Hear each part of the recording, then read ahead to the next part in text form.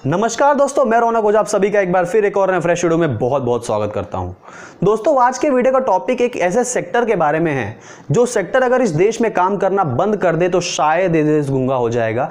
क्योंकि दोस्तों आज मैं बात करने वाला हूं टेलीकम्युनिकेशन सेक्टर ऑफ इंडिया के बारे में। और दोस्तों ये बात जानकर आपको बहुत ज़्यादा खुशी होगी कि इंडिया का टेलीकम्युनिकेशन सेक्टर दुनिया का दूसरा सबसे बड़ा टेलीकॉम सेक्टर है और इंडिया का टेलीकॉम सेक्टर दुनिया का सबसे चीपेस्ट टेलीकॉम सेक्टर बन चुका है। आज 2016 से पहले जब से मार्केट में जियो नहीं आया था तब से ये जो आप 1 से 1.5 GB हर दिन का यूज़ करते हो उसकी कीमत तकरीबन 200 से लेकर 250 रुपये तक की थी। और अगर आप कोई वॉइस कॉल करते हो उसकी कीमत थी तकरीबन 1 से लेकर 1.5 रुपये, अनलेस एंड अनटिल आप कोई 40 से 50 रुपये का 25-30 पैसे वाला टैरिफ कराओ, उसके बाद आप 50-60 रुपये का रिचार्ज कराओ, जिसमें 50 रुपये का रिचार्ज कराओगे तो आपको 39 से 40 रुपये मिलता है, 10 रुपये वहाँ पर भी कट जाता है। ऐसे में आप करके वॉइस कॉल करते थे। ऐसे में तकरीबन इन कंपनियों का एवरेज रेवेन्यू पर यूज़र हो जाता था तकरीबन 150 रुपये तक का। अब ऐसे में दोस्तों एक इंसान के दो हाथ होते हैं। इस देश में भी दोस्तों हर एक लोगों की इक्वालिटी सेम नहीं होगी। कोई लोग बहुत ज़्यादा अमीर होते हैं तो कोई लोग बहुत ज़्यादा गरीब होते हैं, मिडिल क्लास होते हैं। ऐसे में होता यह था कि इंडिया में 2016 से पहले 4G का मार्केट नहीं था, 3G मोबाइल चल रहे थे। ऐसे में इंटरनेट की कॉस्टिंग बहुत ज़्यादा थी जिस वजह से लोग नेट का रिचार्ज कराते कम थे, या फिर कोई बहुत ज़्यादा बड़े लोग होते थे या फिर थोड़े अपर क्लास के लोग होते थे वो ज़्यादा नेट का कंजम्पशन करते थे और लोअर क्लास लोग सोच भी नहीं पाते थे कि वो यूट्यूब चलाएंगे। ऐसे में हुआ क्या कि इस देश की 125 करोड़ लोगों की आबादी में इंटरनेट पेनिट्रेशन बहुत ज़्यादा घटिया बन चुका था।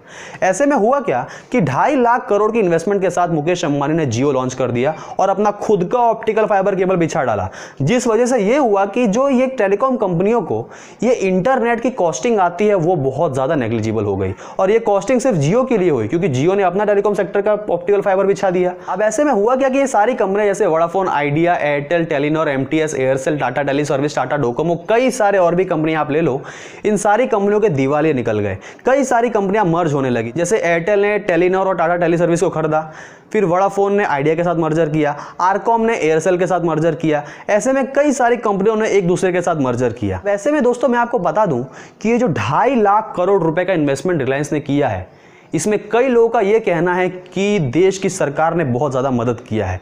उन लोगों के पास कोई सबूत तो है नहीं, लेकिन लोग अपनी राय देने में पीछे नहीं हटते।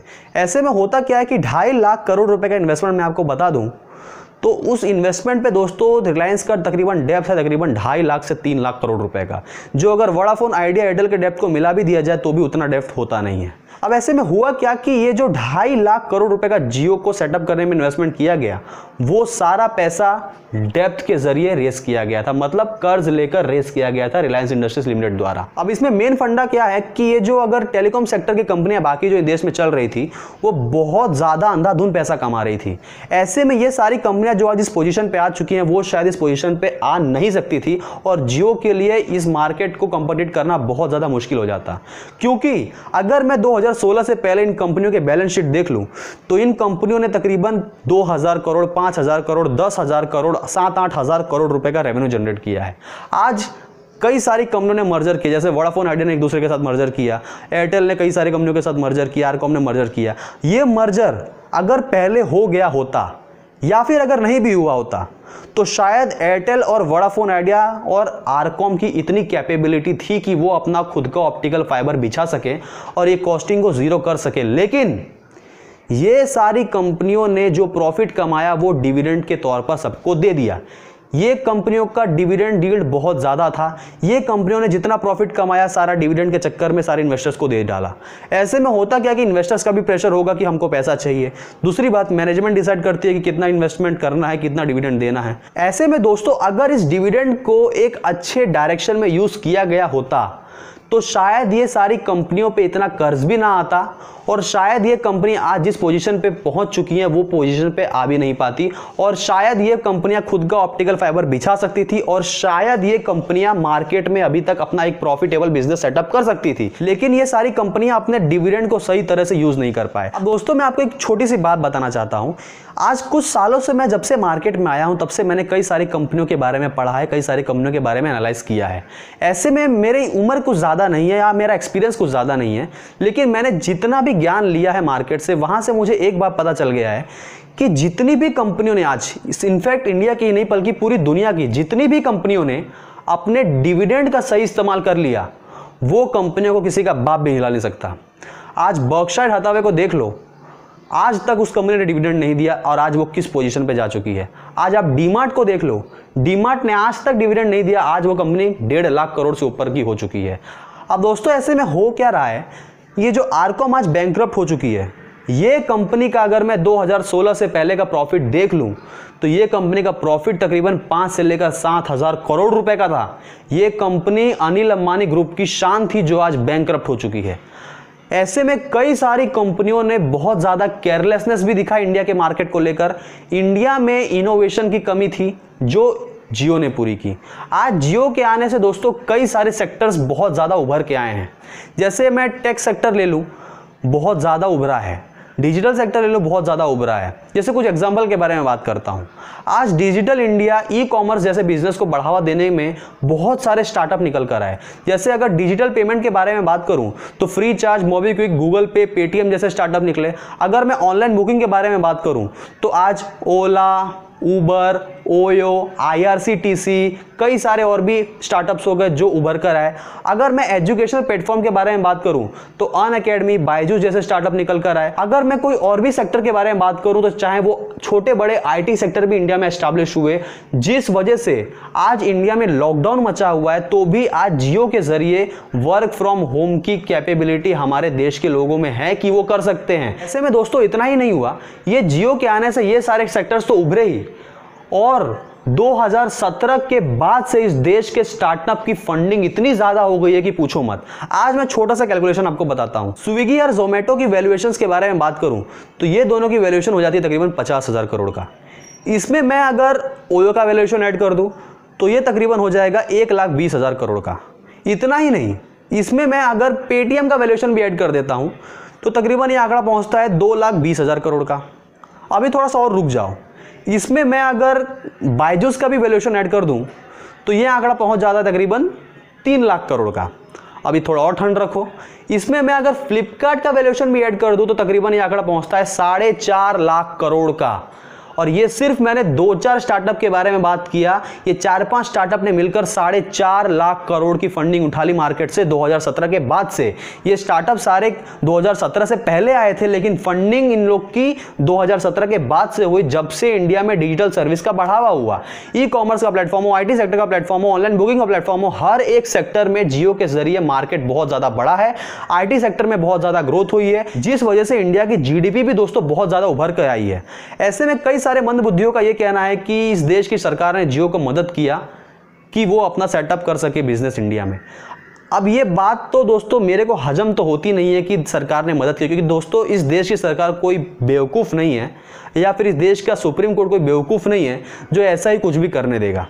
ऐसे में कुछ लोगों के पास सबूत तो होता नहीं, लेकिन वो अंधाधुंध अपनी राय तो देने लगते हैं। और मेरे मानने में अगर ये मदद की भी होती तो ये कुछ अच्छा ही होता, क्योंकि आज देश में जो कुछ हुआ है वो बहुत अच्छा ही हुआ है। ऐसे में दोस्तों आप मेरा वीडियो देख रहे हो यूट्यूब पे, जो भी जियो की देन है। ऐसे में इंडिया में कई सारे ऑनलाइन प्लेटफॉर्म निकल कर आए, जैसे OTT इंडस्ट्री हो गया, जिसमें हॉटस्टार, अमेजॉन प्राइम, नेटफ्लिक्स और MX प्लेयर जैसे कई सारे कंपनी आ गए जिन्होंने अपना अच्छा मार्केट अपने वेब सीरीज के जरिए इंडिया में एस्टैब्लिश किया। कई सारे दोस्तों और भी सेक्टर्स ने इंडिया में बहुत ही जबरदस्त बिजनेस एस्टैब्लिश किया है, जो कि सिर्फ और सिर्फ हुआ है जियो के जरिए।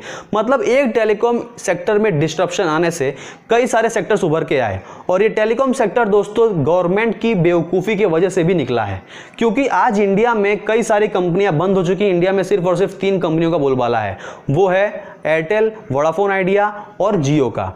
ये आज BSNL भी हो सकता था, लेकिन BSNL के पास तकरीबन 10% का मार्केट शेयर है, जो कि ना के बराबर है। आज BSNL को दोस्तों गवर्नमेंट जिस पोजीशन पे लाई है वो सिर्फ गवर्नमेंट की देन है, गवर्नमेंट की ही जिम्मेदारी है, गवर्नमेंट की जवाबदारी है। क्योंकि आज दोस्तों BSNL को रिवाइव करने के लिए गवर्नमेंट 70,000 करोड़ रुपए तक इन्वेस्टमेंट कर रही है। ये इन्वेस्टमेंट अगर कुछ साल पहले कर दिए होते BSNL को और ज़्यादा एक्सपांड करने के लिए, BSNL का ऑप्टिकल फाइबर अच्छा सा बिछाने के लिए, तो शायद BSNL जियो, एयरटेल, आइडिया, वोडाफोन को टक्कर दे सकती थी और इंडिया में टेलीकॉम सेक्टर में एक मोनोपोलिस्टिक मार्केट क्रिएट नहीं हो पाता था। अब ऐसे में होता क्या है कि गवर्नमेंट को इस टेलीकॉम सेक्टर से बहुत ज़्यादा रेवेन्यू मिल जाता है। आज इस देश की GDP का तकरीबन 6 से लेकर 7% तक का कॉन्ट्रीब्यूशन टेलीकॉम सेक्टर अकेले दे देती है।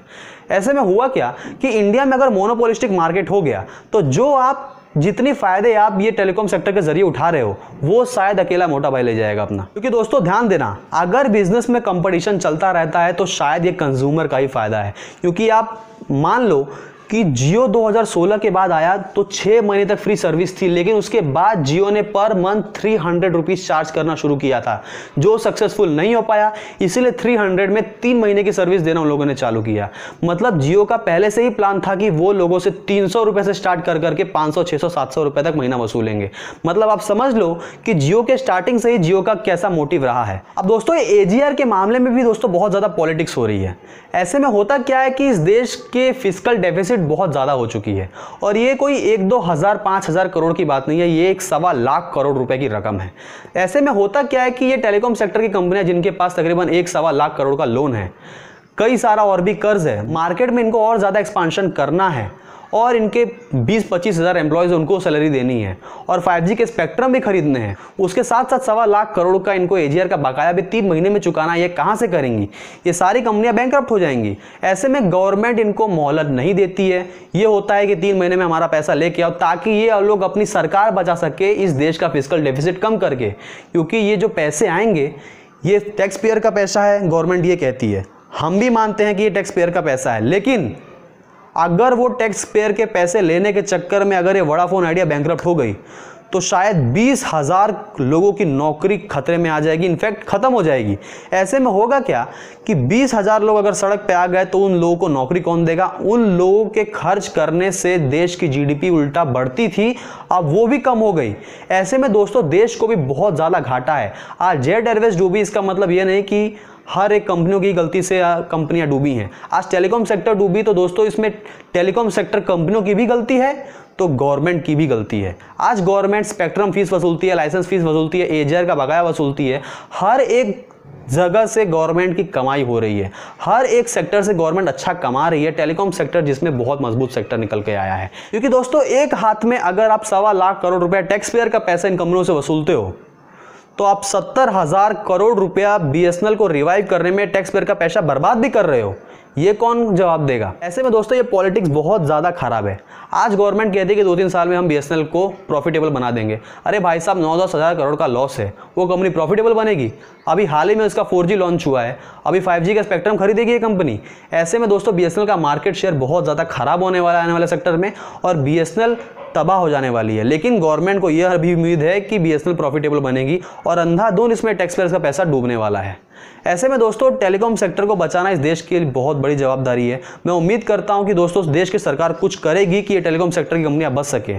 तो बस दोस्तों आज के लिए इतना है। मुझे उम्मीद है वीडियो आपको पसंद आया होगा, और अगर ये वीडियो पसंद आया तो वीडियो को लाइक कीजिए, शेयर कीजिए, कमेंट कीजिए और चैनल को जरूर सब्सक्राइब कीजिए। क्योंकि आपके एक सब्सक्रिप्शन से मुझे बहुत मोटिवेशन मिलेगी कि मैं आपके लिए ऐसे कंटेंट्स और बनाता रहूं। तो आज के लिए इतना ही दोस्तों, नमस्कार।